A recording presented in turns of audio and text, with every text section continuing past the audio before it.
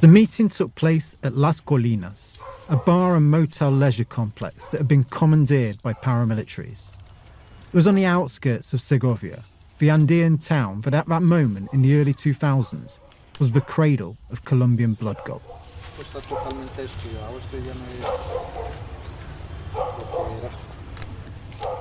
Years later, two of the former union leaders who were at that meeting, Leonel Carvalho and Guillermo Vélez, who we met last episode, took us up there.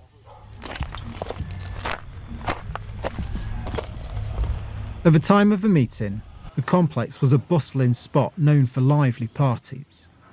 But when we went there, it was a relic of a time long since past.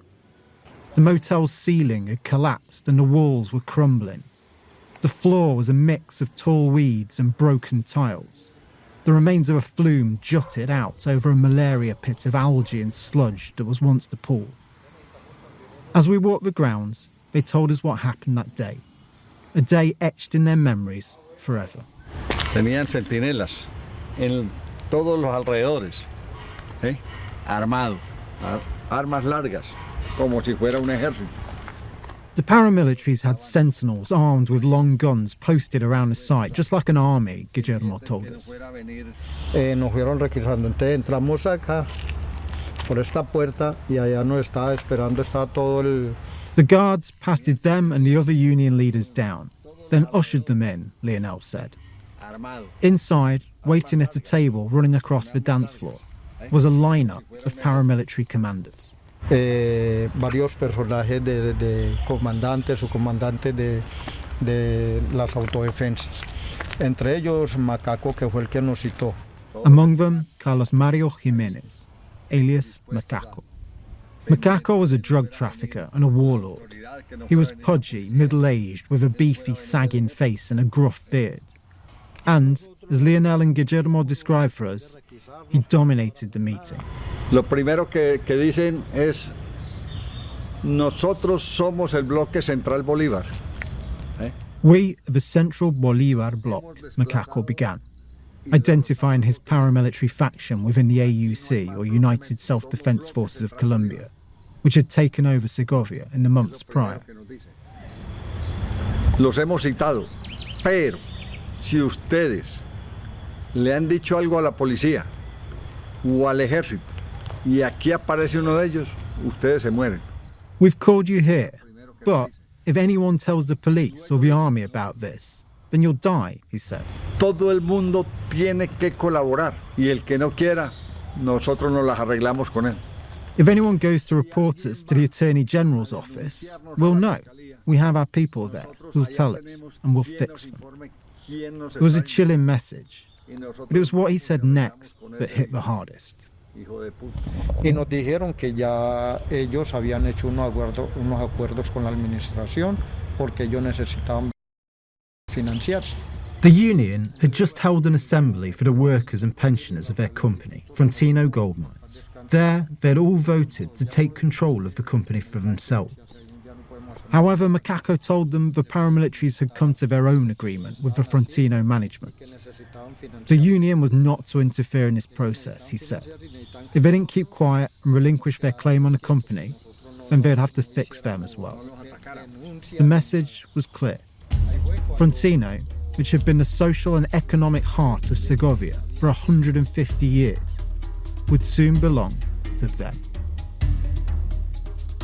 From Insight Crime, this is The Shadow of El Dorado, a series about the intricate web of corruption, violence and complicity behind the gold trade in Segovia, and the story of how this once thriving Colombian mining town became a mafia stronghold. I'm James Bargent. And I'm Matt Charles.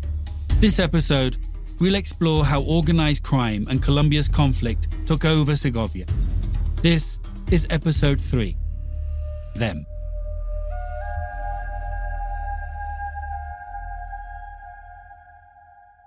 The paramilitaries had first announced to the world that Segovia was theirs long before the meeting at Las Colinas, years even before Macaco had entered Colombia's war.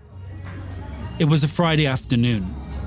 The day's work was done, and the town's miners were packing into the bars, billiard halls and brothels to begin the weekend. But then, the power went down, and the phones went dead. A convoy of pickup trucks rolled into town. They were filled with heavily armed men, many in military fatigues that bore no insignia. They opened fire into crowds of civilians and pulled people out of their houses to put bullets in their heads. By the time they rolled out again, 46 people were dead. Some of them were targeted, their names written down on a list. Others, though, were just in the wrong place at the wrong time.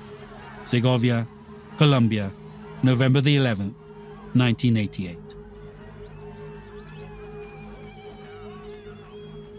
The slaughter was carried out by a group calling themselves Muerte a Revolucionarios del Nordeste, Death to the Revolutionaries of the Northeast, a reference to northeast Antioquia, where Segovia is located. At that time, such groups were springing up across Colombia. Ostensibly, they were set up by terrorized landowners to fight the leftist guerrillas that extorted them with demands for what was euphemistically called vacuna, or a vaccine. But in reality, many were mercenaries for business elites, corrupt politicians, the police, the military, and drug traffickers.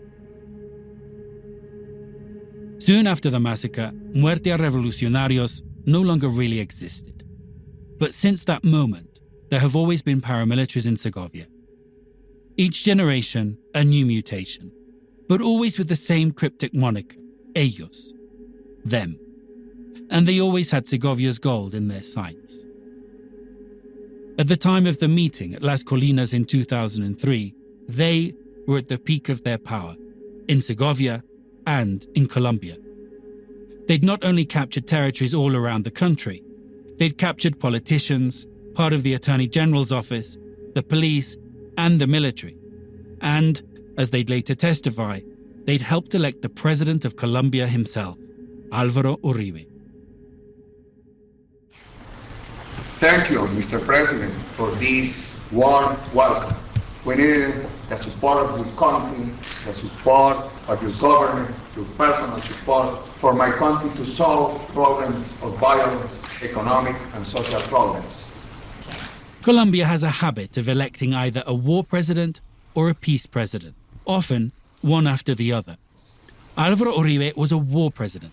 He was elected in 2002 on the promise of taking the fight to the guerrillas, who by that point had been trying to topple the state for 40 years. Mr. President, welcome to the Oval Office. It is my honor to welcome this good man, this friend of freedom, to the Oval Office. I have been incredibly impressed by his vision for a peaceful Colombia. Uribe's war would be bankrolled by the administration of US President George W. Bush. To the US government, Uribe was the consummate international ally. He was one of Bush's most prominent supporters in his global war on terror, adapting its rhetoric for his own civil conflict with Marxist insurgents. And he was a fervent missionary for the US's economic vision of unleashed markets and frictionless trade. So enamored were the Americans with Uribe, they paid little attention to the disquieting intelligence reports that they'd received for years about his alleged ties to drug trafficking. And, as diplomatic cables later revealed, they dismissed his connections to paramilitaries while he was governor of Antioquia, as something that goes with the job. Within months of taking office, Uribe announced a policy that would become one of his most important and controversial legacies: peace negotiations with the paramilitaries. From the beginning, it was a strange setup. The paramilitaries were government proxies, and Uribe, as far as they were concerned, was their guy. Still, formal talks began in July 2003, and by the time Macaco's Central Bolivar bloc arrived in Segovia, negotiations were progressing rapidly, as were the fears about what that might mean for Colombia. In Colombia, right-wing paramilitary forces have pledged to demobilize by the end of 2005. If the promise is kept, more than 10,000 fighters will be disarmed. Many of them were responsible for some of the worst massacres in Colombian history. Still, when Macaco summoned the Frontino unionists to that meeting at Las Colinas, his involvement in the peace talks had actually given Lionel and Guillermo hope. Just the month before, the union had made a move to claim legal ownership of Frontino, based on the Act of New York, the document in which Frontino's departing foreign owners ordered the company's assets to be transferred to its workers and pensioners to pay off their labor and pension debts. Entonces pensamos que también iban a respetar el proceso que nosotros traíamos de recuperar la empresa para nosotros. They thought that because the paramilitaries were making peace with the Uribe government, they'd respect the union's process to recover Frontino, Lionel tells us. Y no, la cuestión fue totalmente diferente. But, he said, the issue was totally different. During the meeting, Macaco told them the agreement they'd struck with Frontino was precisely because they were demobilizing. In other words, Macaco saw Frontino as part of his pension plan. But that was not all. Before the meeting ended, Macaco turned to a man dressed in civilian clothes. Mucho antes de terminar la reunión, apareció para ellos, era el doctor. Les presentamos al doctor. We want to introduce you to El Doctor, the doctor, Macaco said. Doctors are generic honorific for lawyers or other qualified professionals in Colombia. El Doctor was there to talk to them about Frontino and the future of the company, he told them. El Doctor spoke briefly, making them bristle with comments about how Frontino had done nothing for the people of Segovia, and it was time for something new. They left the meeting reeling from the devastating realization that the paramilitaries now stood between them and their dreams of owning the company. But they thought little about the mysterious El Doctor and what his appearance at that meeting meant. Until, that is, the next day.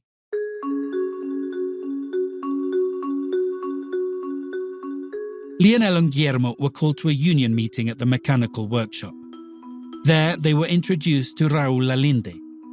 Lalinde, they were told, was one of a team of special advisors sent to represent President Uribe in the matter of Frontino gold mines. Lionel recognized him straight away. It was El Doctor, the same man Macaco had introduced them to at the motel. Suddenly, they understood. Lalinde was there to push through plans to liquidate and sell off Frontino gold mines. And it wasn't just Macaco that was in on this deal. It was the government too. Después aparecieron ellos allá, que eran enviados por el presidente Álvaro Uribe Vélez, asesorando la liquidación. Esa liquidación fue arreglada de tal forma que nosotros no nos diera oportunidad de defendernos y ya tenían todo listo. When El Doctor Lalinde and Uribe's other presidential advisors showed up, supporting the liquidation, everything became clear to us, Lionel said. The liquidation was a fix. Everything had already been arranged.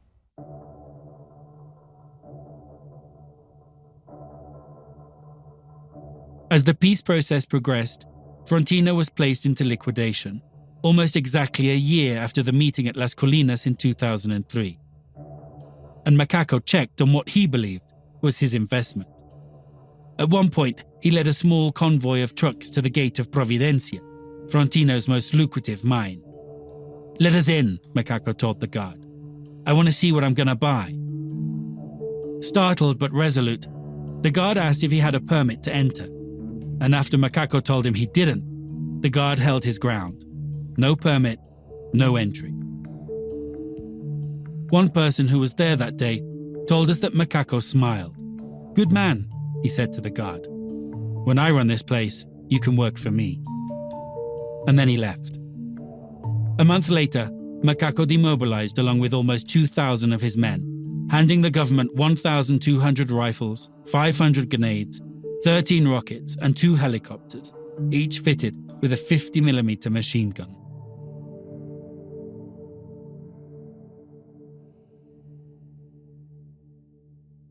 When we heard the story of Macaco's Frontino deal, it turned our investigation on its head. Until that point, we'd looked at mining in Segovia as two separate worlds. There were the big mines run by the big companies, first Frontino, then later Gran Colombia Gold, now known as Aris Mining. Controversial, definitely. Exploitative, quite possibly. But legal and regulated. Then there were the informal miners, who were the economic and social heart of the town, but existed in the unregulated grey area that had been filled by mining mafias and armed groups like Macaco's paramilitary army.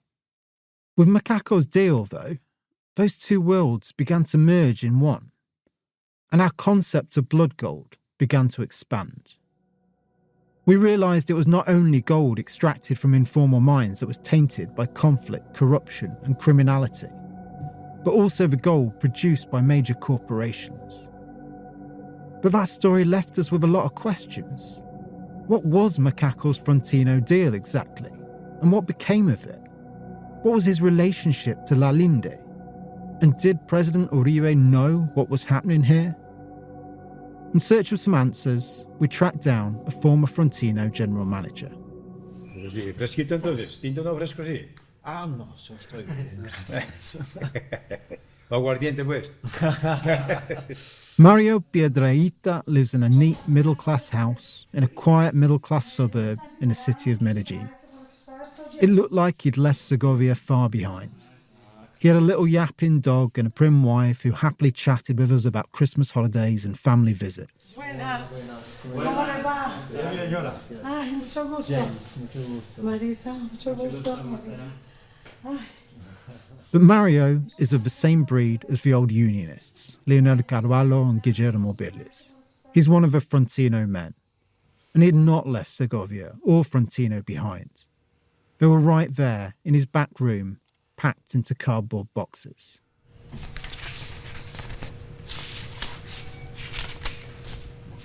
Looking at his boxes with an exhausted pride, he began to thumb through the documents, thousands and thousands of pages that filled not only his past but also his present. Mario has the gaunt look and wiry frame of a man who's seen too much of life, but his eyes lit up with the thrill of a righteous fight when he talked about Frontino. Y una cantidad de documentos de toda esta lucha que hemos tenido durante 12 años. Hay de todo. Hay amenazas, hay documentos importantes, hay otros que no son muy importantes. He showed us the files that explain why he has the Frontino boxes in the first place. Over 1,000 notarized signatures of ex-Frontino workers and pensioners, granting him the power to lead the legal struggle to deliver on the promises of the Act of New York.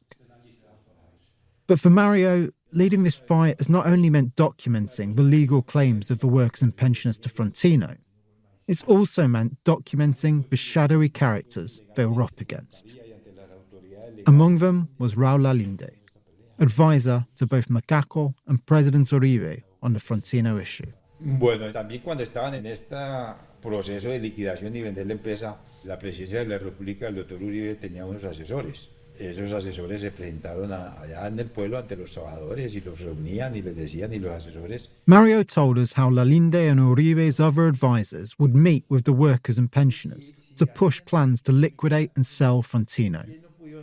While they didn't explicitly mention Macaco and the paramilitaries, the Frontino men knew Lalinde was also advising Macaco, and fear hung heavy over these meetings.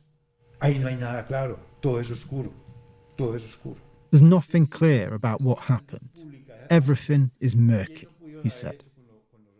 Our own investigation into Lalinde found deep ties between him and Macaco. We uncovered evidence that he'd been a frontman for businesses tied to Macaco, that he'd acted as an intermediary in dealings between politicians and Macaco's paramilitaries, and that he'd been charged with crimes related to the forcible displacement in a case involving land stolen by Macaco's paramilitary bloc.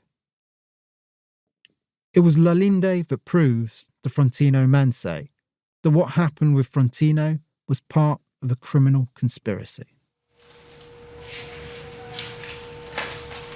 Mario turns to a report that shows they tried to warn President Uribe about this, to make sure he knew that they had inserted themselves into Frontino's liquidation process.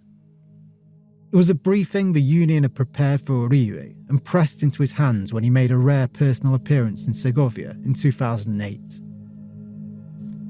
It tells Uribe that since they discovered the Act in New York and started agitating for the company to be handed over to the workers and pensioners, union members have suffered murders, threats, displacement and false imprisonment.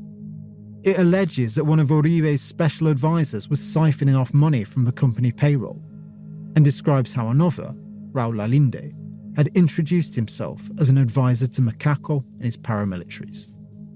Señor Presidente Álvaro Uribe Vélez, it reads, "We can see that this liquidation woke the ambitions of people both known and unknown, who have blinded people into thinking the only solution to resolve this conflict is the sale of the company. But we know that the only possibility they have to cover up the corruption seen over the last 33 years is by auctioning the company off and not to the highest bidder, and so closing the possibility of any investigation." They never heard back. We tried to contact Uribe, but he and his handlers did not respond to our questions. Lalinde was harder to find, but through commercial records, we traced him to a series of businesses around the city of Medellin. So we've come to the address listed for this mining company and we've found a cement plant. Very much doubt this is his office. Sí, está bien. Muchas gracias. I mean, all we've got is, this looks like a freight company or something. And we've got these car dealerships. Maybe it just doesn't exist. Yeah, quite possible. 137 organic nails. I don't think this is the business we're looking for. After chasing a few dead ends, we tracked him down to a heavy machinery company whose offices were an industrial park on the outskirts of the city. Estamos buscando el señor Raul Lalinde. Raul Lalinde. We got through the gates and up to his office, where... Hola, buenas tardes. Sí, todo bien. Estamos buscando el señor Raul Lalinde. Ah, pero su oficina es aquí. Ajá. Pero él va a estar más tarde hoy o no está en la oficina. They told us he was out and wouldn't be back until after we'd left town. We left him a handwritten note, and that was enough to get a phone call from his lawyer, who we sent a detailed list of questions. But we got no answers in return.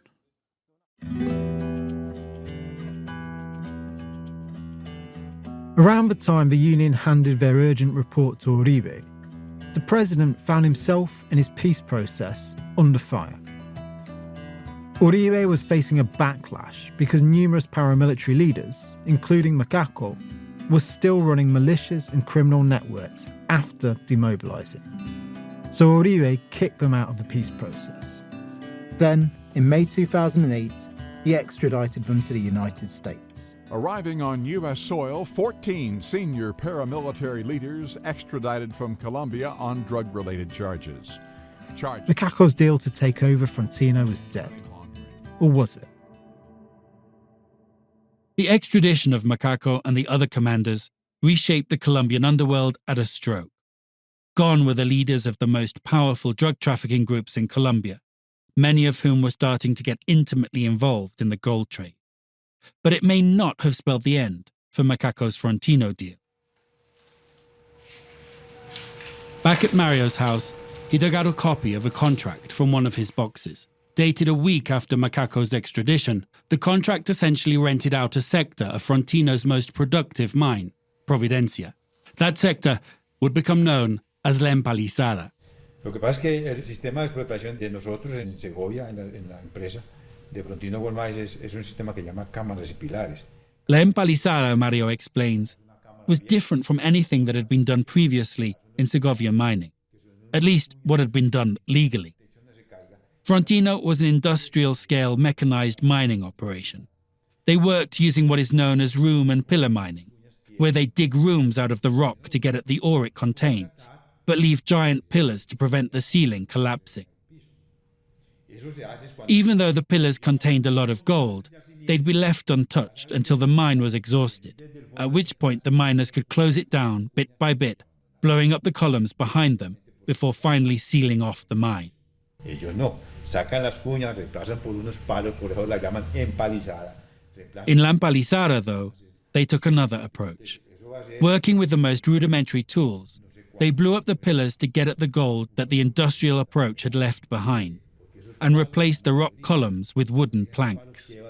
Basically, they worked like what were known as machuqueros. They're gangs of mine robbers that had invaded the Frontino mines to steal their ore. They went for the quickest, easiest gold they could find. To hell with safety, or the future of the mine. This was not so much mining as it was looting. These people were sacking Providencia, Mario said, and they were being contracted to do it. He flicked through the contract to the back page to show us who these people were. Aquí está uno de los contratos que hizo la superintendencia por intermedio del liquidador con el señor Toño Marrano. There were two signatures. One was the government-appointed Frontino liquidator who had approved the contract. The other was a retired Frontino miner. But, Mario said, they were just the public face of the operation. The real power behind La Empalizada was Jairo Hugo Escobar, a man who would go on to be known as the Gold Tsar of Segovia. He was a business partner of Macaco and his paramilitaries. He was even identified in some reports as the inheritor of Macaco's mining titles. Many in Segovia point to this as evidence that the Frontino mines ended up in Macaco's hands after all. But the story we uncovered after obtaining witness testimonies given to police, prosecutors, and in court, though, painted a more complex and opportunistic picture. Jairo Hugo had worked with Macaco's paramilitaries as a local-level drug trafficker and financed machuquero operations. The La Empalizada contract came about not because of Macaco's negotiations with Frontino, but because when his machuqueros tunneled right into the main fronts of Providencia, instead of burning down their operation, the government-appointed liquidator made a deal to legalize it. That deal not only made those involved very rich very quickly, it also established a new model for the Frontino mines. A model based not on modern technical mining, but on the practices of small-scale informal miners and of the very same machuqueros that had been stealing from the mines. Afterwards, the Frontino mines were carved up and rented out to mining operations working in this way. From this point on, Frontino and later Gran Colombia were more rent collectors than mining companies. And among their contractors were more shadowy characters with connections to machuqueros, to the paramilitaries, and to Macaco.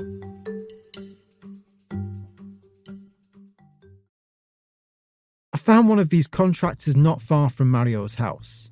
Although at the time I was working on a story for a print outlet, so the audio for the interview we did is not the best. Sat behind his desk of his glass-walled office in a shining tower block in the posh part of Medellin, Julio Erazo's bullish shoulders hunched into his bullish neck. He had a fierce stare that was both earnest and menacing. His close-cropped head crumpled with tension. And then he said the quiet part out loud. Más hacia atrás de eso, James, yo te voy a contar algo. Con un gran riesgo que no sé cómo lo vayas a colocar. I'm going to tell you something, James, he started. And this is risky. I don't know how you're going to see this. I've never told it to a journalist before. Pero también tengo una parte, digámoslo así, un lado oscuro en mi pasado. Yo soy desmovilizado de un grupo de autodefensa, James. ¿Ya? I have a dark side to my past. I'm a demobilised member of a paramilitary group. Julio then told me he joined the ranks of Macaco's paramilitary bloc in 2001. Not as a fighter, but as an administrator, managing finances and logistics. 2 years later, when Macaco set up a new base in Segovia, Julio followed. What he found there was the chaos of La Batea, the paramilitary-backed ransacking of the Frontino mines by machuqueros, which we talked about last episode. Julio, though, who was a numbers person, recognized the economic potential in gold mining. Hombre, esta gran riqueza no pueda llevarse bien administrada. Where others saw quick profits, Julio saw a long-term business. He went to his commanders and told them they should stop the looting and organize the miners. But they didn't listen, he said. Entonces, para uno era muy difícil. Y tuve problemas incluso muy fuertes, muy marcados. Llegué prácticamente a ser expulsado de esa región. He kept on insisting, to the point where it started causing him serious problems in the organisation, he said, but to no avail. After demobilising with Macaco in Segovia in 2005, he struck out on his own. At least that's the story he told me. Soon, Julio caught wind of the Frontino contracts. As some were going to retired miners, he partnered with a Frontino pensioner, he said, and in 2008 they landed their first contract. He recruited for his team the same people who'd been sacking the mines under the protection of the paramilitaries, the machuqueros. Entonces los tengo vinculados ahí, les doy lo que les gusta a ellos. Les defiendo lo que les gusta a ellos. He convinced them to work with him, he said, because he understood them.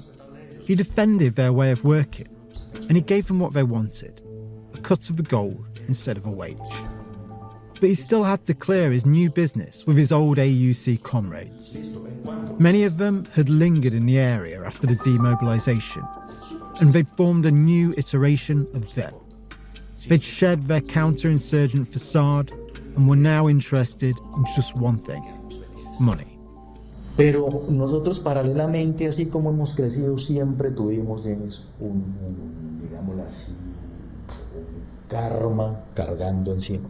Y era el estar sometidos a un modelo extorsionario. It was karma, Julio said.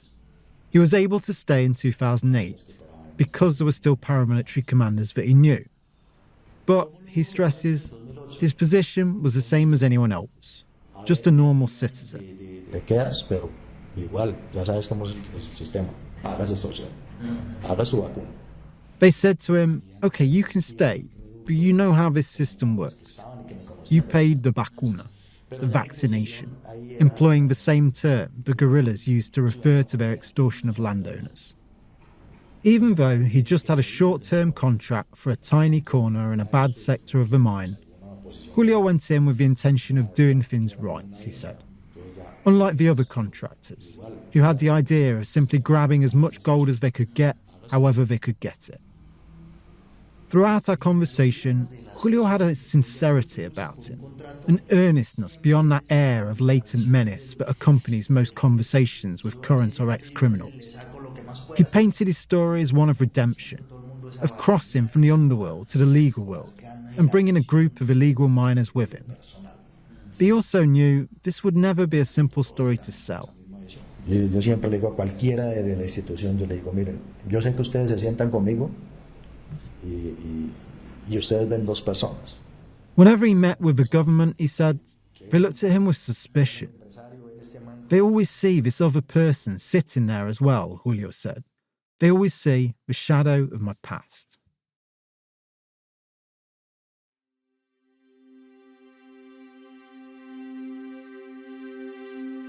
When I met Julio, I didn't know about the Frontino story, at least not about Macaco and his deal, about the presidential paramilitary advisor, El Doctor Lalinde, and about La Empalizada, the contract handed out to a mobster and his machuqueros that marked a massive shift from long-term mining to short-term plunder. So I didn't ask him a lot of questions that I would have had we talked again later, like why his commanders would have rejected his plans to get into legal mining in Frontino. Wasn't Macaco himself trying to do such a deal? Or about what came first, the contracts or the mine? In other words, did his operation start out as a machuquero invasion, like La Empalizada? And if so, how does that fit into his idea of doing things right? I also didn't know as much about Julio as I would later learn. So I didn't ask him why, if he was such a nobody in the paramilitaries, he would be at Macaco's side on foreign trips for delegations of top paramilitaries, or act as Macaco's spokesperson, representing his political front after the demobilisation, or why he would still be working for Macaco just months before getting his first Frontino contract, or about the rumours in Segovia that he's Macaco's in-law, a relative of his ex-wife.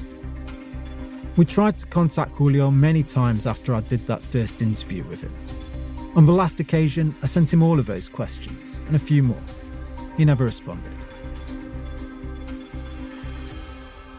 For all our lingering questions, though, we found no concrete evidence to tie Julio or his mining business to Macaco today. Nor could we trace any direct connections between Macaco and La Empalizada and the other Frontino contracts.